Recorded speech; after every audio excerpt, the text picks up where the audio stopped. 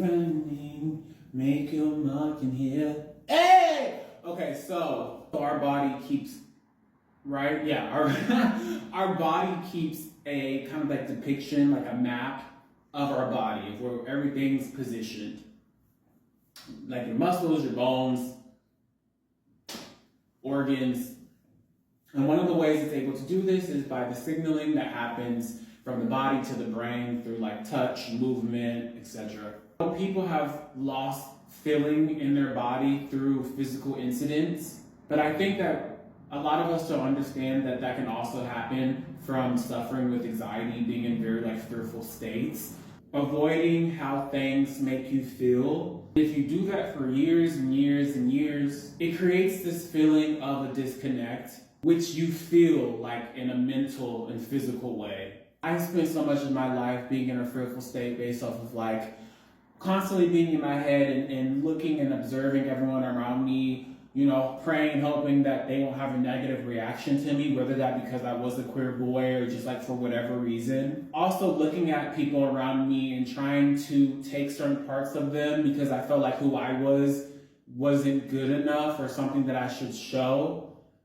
And so it was like I was trying to like completely morph myself, not just like on a personality level, but like on a physical level, how I was walking, how I was talking, which played even more into that disconnect to how my body just naturally was.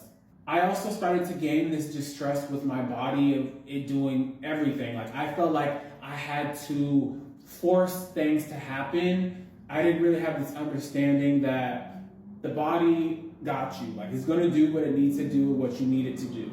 That was like with peeing, with breathing, with drinking water, with movement, with even like just looking at you. I felt like I had to like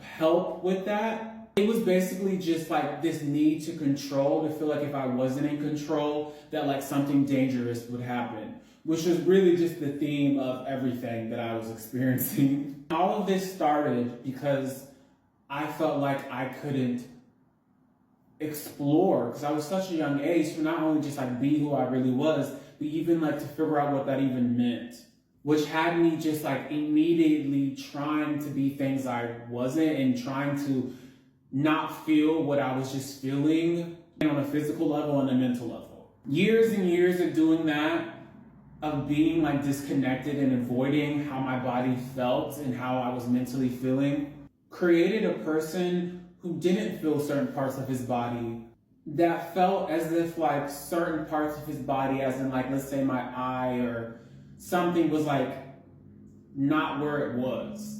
I know it sounds crazy. I'm just here to give my experience. So many people have had these experiences and like you guys go do research if you feel the need to. And so based off of my understanding, it's like that map that my body, that all of our body has, that is understand where things are at and like what parts are needed to do certain actions. And that map gets scrambled up and like, again, you start to lose certain parts, certain feelings in your body or your body in general, which was really the case for me. When you're doing things like walking and breathing and drinking and peeing, your body's trying to just find whatever that can help do that action.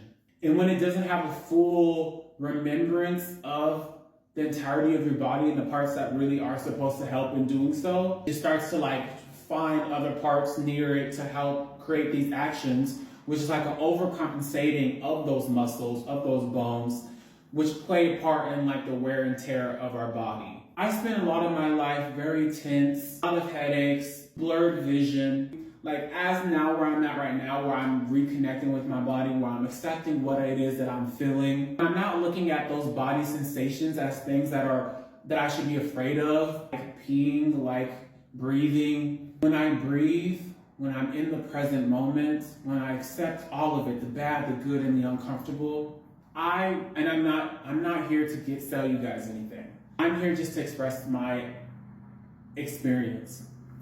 I rarely have any blurred vision. Like I am blind and I do need glasses, okay? But this wasn't like a blindness. This was like a literal blur that would just happen so many different times throughout the day. Even just thinking about it makes me uncomfortable because I remember just how uncomfortable that really was. I rarely have headaches. Now that I let my body do what it needs to do when it comes to just like anything, like it's not uncomfortable to pee. This may be TMI, but even when I'm defecating, like there isn't this tearing, like I just did on my last video I was talking about, but like there isn't this like force and tearing and like a terrible experiencing defecating, because like I am allowing my body to just do what it does and I'm not like trying to force it. Also with that kind of, because I like eat way better too, I'm not eating anyways. I'm allowing my body to move how it wants to, regardless of how it looks. And this is creating someone who trusts their body, that wants to feel all of it, the bad, the good, and the uncomfortable, which is creating a being that is really in a full functioning body.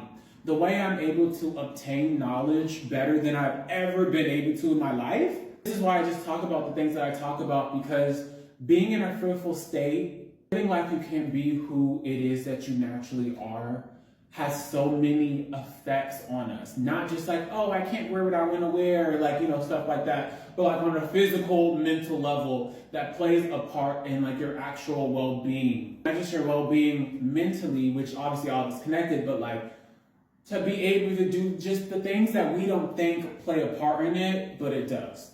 It has been 9 years of me. The first half of that 9 years, I was diagnosed at the age of 18 with severe anxiety, which obviously this is something that I had at a really young age, but I had to go and figure this out on my own because, you know, you guys know, especially in the Black community, like emotions and all, and mental health and all that wasn't taken seriously. But I knew that like I just couldn't keep suffering. Like I just couldn't. All of that time, like I just couldn't. And that it's important to talk about things, because I think another thing that played a part in that is like seeing people that inspire me, that were talking about what they've gone through, and like being able to like relate to it, which did play a part in me going to get the going to the doctor before, you know, I had lost the doctor, because, you know, once you're a certain age, it's like no more child doctor or whatever, and you got to like get your own. And that's when I was diagnosed with it. And from that point on, I took it upon myself, because I haven't been in like financial good situations to have a doctor, but I've took it upon myself to do the research, and not social media, like actual going to do research and like reading, you know, like digital textbooks and these things to try and understand what it is that I was experiencing. And I also have to say that, like, you know, I have two ways of looking at knowledge. I think that knowledge is power in that sense, that it really can validate a lot of the experiences that we're having, which can then inspire us to like keep going and to do what's best for us. On the other side, a lot of the things, again, that I was experiencing and that I felt like I needed to do for my body, once I was just aware of what was happening, like allowing myself to be aware and to like be aware of all the uncomfortable emotions and memories and whatever, and body sensations. Once I had that awareness, allowed myself to have that awareness, it's as if my body and God and the universe were giving me the answers that I needed to heal myself. Like I was understanding somatic movement, the need to breathe deeper, the difference from when I did have those moments of being in the present and when I was in my headspace, before I even saw it in like a textbook, or, you know, or someone telling me. I truly do believe that we are capable to heal ourselves. I do believe that we are all have knowledge instilled in us at birth, and it is awareness. I hate that we live in this time, and not just like in this time, in this generation. This is something that has been happening for years and years and years, of how we see knowledge to where we feel like it's one-dimensional and that only a certain people have it. This also obviously plays a part in like, you know, capitalism and the need to control. Having those moments and those realizations really did remind me of like, wow, like God really just did gift me with all that I needed. And like, we really are stronger than we know.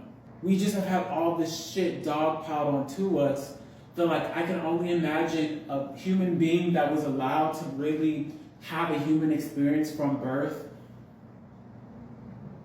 how powerful that person would be. It's me just saying to breathe, be who you are, first you have to allow yourself to, like, what does that even mean, right? You know, just allow yourself to naturally have thoughts, to naturally imagine, to naturally move, no matter how it looks to those around you, how it looks to you. You know, we'd be like cringing over shit that we do, but like, allow yourself to cringe, allow yourself to be a human being. That is where the freedom lies. That is when you start to relax.